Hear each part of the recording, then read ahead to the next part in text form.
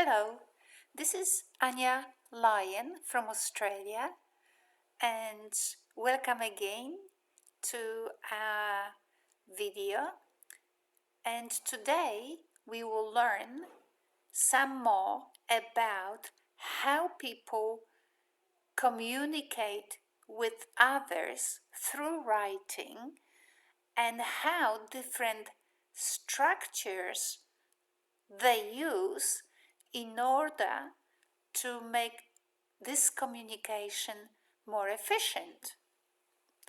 So this will be a little bit short today because our class today will depend more on your thinking rather than on me talking.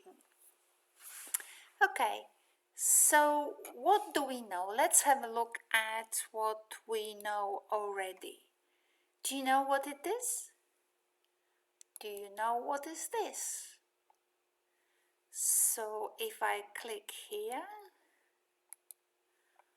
we will see a text like this. So we saw something like this already in our video 1. And this is a short text, right? Really short with a title here. An Aesop's fable. So Aesop was a Greek man and he collected a lot of ancient fables through which people used to communicate moral lessons.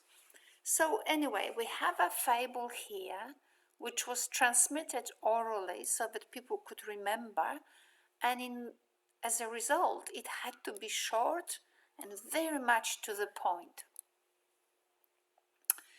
So if we look at this text here, this is not the same, right? So this is really dense and a lot of long sentences. Look at this. This one, how long is it? Oh my God. So long. It takes quite a while to say it. The adoption of English as the working language of Asia and the Asian region, together with an increase in the mobility of people and information, are creating new and significant pressures on language and culture education in English as well as other languages in the region. A very long sentence, so it takes a lot of focus. Now when we look at the fable, in a field one summer's day, a grasshopper was hopping about, chirping and singing to its heart's content. Right, so what I would like you to do with Mr. Luqman Baehaqi today is to do a little bit of thinking. So how could we do some thinking, right? So I'm thinking today that it will be way easier for us to get introduced to how people write in English if we used a short text, right? A short text would be much easier. So look what I did. I will just show you what I did. So I took the fable, I copied it here. So we have an introduction, then we have a dialogue here, then things happened, and that's the moral of the story. And I actually put it into Google Translate. Do you know Google Translate? You probably do. We all do. So I went to Google, I looked for Google Translate, then I used English here because the text is in English, and I used here Indonesian. And then I typed I copied the text, I went to Google, I pasted it. So I did that with the whole story. And let's have a look what happened. Now I can't make it so pretty as in here because I don't really understand it. So let's make it a little bit small, like maybe size here. So here is the dialogue, right? So the dialogue starts here. Where does the dialogue end? Here. So we could drop it. Now maybe it's like that. So what I would like you to do today with Mr. Baehaqi is to have a little bit of fun. And let's have it together a little bit. So first of all, I would like you to see whether the translation is any good. Would you like to change some words? Would you like to edit it a little bit? Maybe you could also put some colors here to distinguish between different parts. So that would be something to do, just to check it, whether the computer or Google translated it well. So that's task 1. Now, task 2, right? What next we could do? Well, we could also learn why people use specific words in their texts. Why so many? Remember this complicated article by these people here, Professor Andrew Lian and Professor Rowan Sussex? So many words. Why do they use them? Why not less? So what I would like you to do, you could do it using English, or you could maybe do it using your own language, which is Indonesian, and have a look. I can't use Indonesian because I don't understand it, but could you see how much you could remove from the text? So let's have a look how to do it. So I will now copy the text or duplicate the slide. So to save it, right? To have not to change too much in the original slide. And let's have a look. How much we can get rid of? In a field one summer's day. Do we need that? Nah. A grasshopper was hopping about. Yeah, that's pretty good, right? We keep it. The grasshopper was chirping and singing to its heart content. We don't need that. A sentence can exist without those words that we have just deleted. Let's delete them. Why cross them out? I'll just leave it here. Maybe we'll delete them later. So now we have a sentence.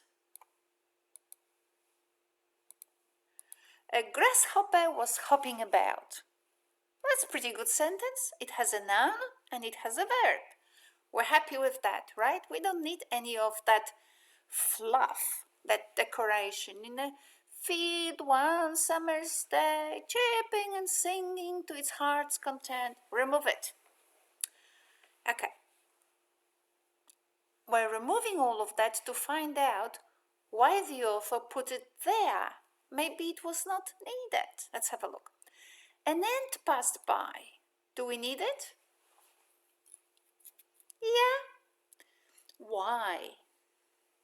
It's the noun and it's the verb, right? Something happened. So we have a grasshopper and we have a statement, an ant passed by. What does it mean?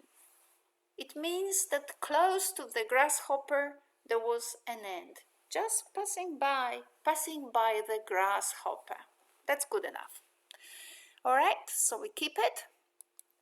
Do we need to say bearing along with great toil an ear of corn? Do we know what that means? That's if you don't, then have a look at your Indonesian translation. Okay, so let's have a look. An ant passed by, bearing along with great toil. We do need to say that it was carrying an ear of corn, right? We need to say that because that's part of the story. It was carrying some food. So we will leave it here. Bearing along, we don't need with great toil. It's not needed, right? That's just a phrase that someone put there. An ear of corn. Yeah, it was carrying a piece of corn, so we keep it there. To the nest. Do we need it? Do we need that to say? So we're looking just for the bare skeleton of the text. A grasshopper was hopping about, and it passed by, bearing along an ear of corn. He was taking to the nest. Okay, we don't have to remove everything. Let's keep it, right? We could delete it, but we can keep it. Okay. So, I would like you to do this exercise for the whole text. And after you've done it, then activity 3, right? The task 3. Let's have a look. Let's have a look at the following questions. So let's have a look at the following questions after you've done the exercise. Can you understand the story well once you have removed the extra text? Right? So, can you understand the story well? No? Did the story lose on meaning? What has changed? What has changed? Did we really have to have these words about summer? And did we really have to have these words about chirping and singing? What has changed? What words would you need to put back in for the story to regain its meaning? So think about it a little bit and have a lovely discussion about it. And at the end of your reflections, summarize what you have learned. Right? Can you summarize what you have learned as a result of all these discussions? What do you think you can use from these reflections for your own writing? Right? So summarize what you have learned and then think about it. What implications will you draw for your own writing in the future? Your professional writing or any other writing. So let's have fun. It was a short text. We can have a little bit of thinking, a little bit of debating, and see what happens. And I'll see you in the next video.